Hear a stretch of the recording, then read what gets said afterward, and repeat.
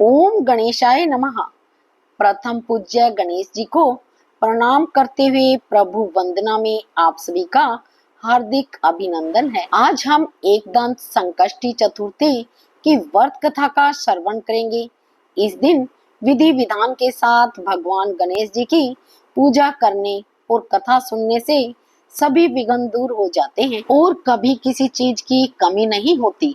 एकदंत संकष्टी चतुर्थी की कथा सभी का मंगल करने वाली होती है। हिंदू धर्म में कोई भी शुभ कार्य शुरू करने से पहले या फिर मांगलिक कार्यों में सबसे पहले भगवान गणेश जी की पूजा की जाती है। वहीं सनातन धर्म में चतुर्थी तिथि गणपति बप्पा की पूजा के लिए समर्पित है। ज्येष्ठ माह की कृष्ण पक्ष की चतुर्थी तिथि को एकदंत संकष्टी चतुर्थी के नाम से जाना जाता है।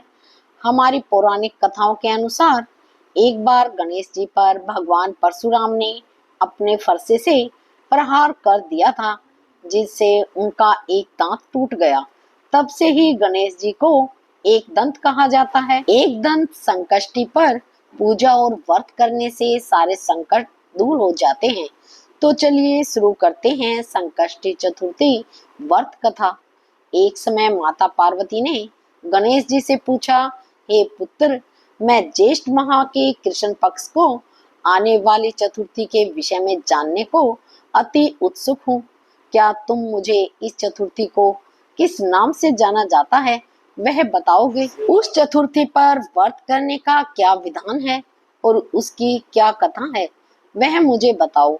माता पार्वती की बात सुनकर भगवान श्री गणेश जी बोले, हे माता, ज्येष्ठ माह के कृष्ण पक्ष में आने वाली चतुर्थी को एकदंत संकष्टी चतुर्थी के नाम से जाना जाता है।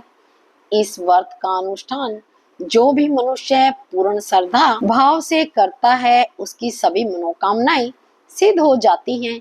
इस व्रत में मनुष्य को रात्रि में चंद्र दर्शन करते हुए चंद्र को जल अर्पित करना चाहिए और उसके पश्चात मेरी विधि विधान से पूजा करने के बाद भोजन करना चाहिए।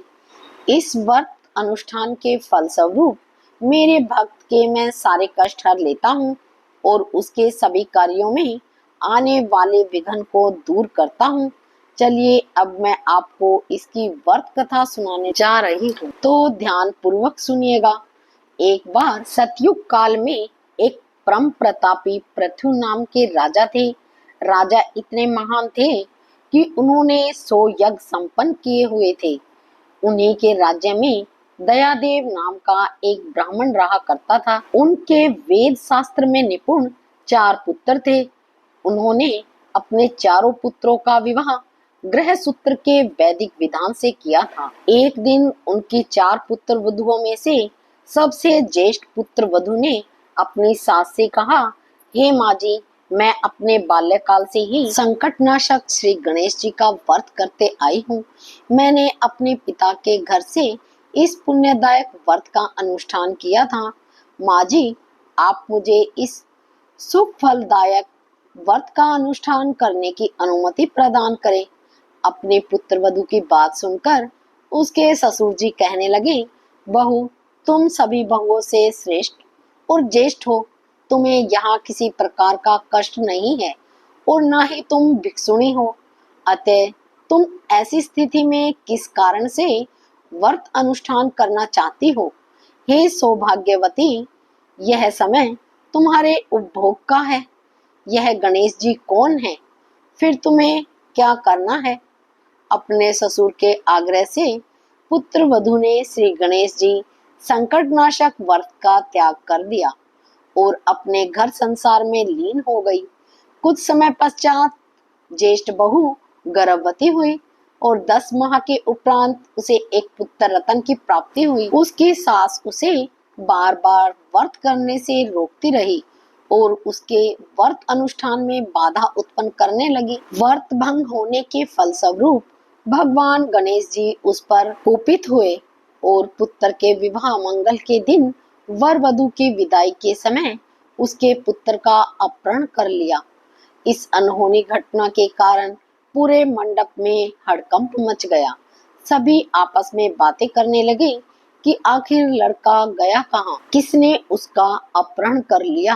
व्रातियों द्वारा मिलने वाले इस समाचार को सुनकर उसकी माता बहुत व्याकुल हो गई और अपने ससुर जी दयादेव से रो रो कर ऊंचे स्वर में कहने लगी, हे ससुर जी, आपने मेरे गणेश चतुर्थी व्रत को छुड़वाकर महापाप किया है। यह उसी का फल है कि आज मेरे पुत्र का अपहरण हो गया।